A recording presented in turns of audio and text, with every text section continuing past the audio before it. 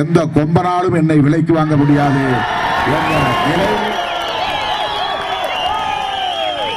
இன்றும் அனைவரையும் அதிர்ச்சி அடைய வைக்கிறது. நான் சராசரி அரசியல்வாதியாக இருந்திருந்தால் எப்போதோ இந்த கட்சிக்கு அங்கீகாரத்தையும் கூட பெற்றிருக்க முடியும்.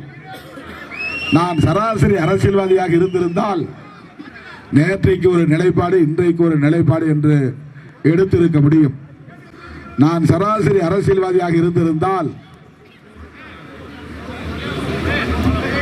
என்னுடைய வாழ்க்கையே முழுமையாக வேறு நிலைக்கு மாறி இருக்கும். ஆனால் நான் 1990 இந்த இயக்கத்தின் தலைமை பொறுப்பை ஏற்ற போது என்ன மனநிலையில் இருந்தேனோ,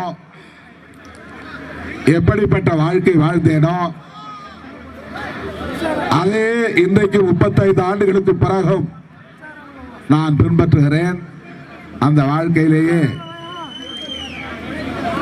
பயணிக்கிறேன்.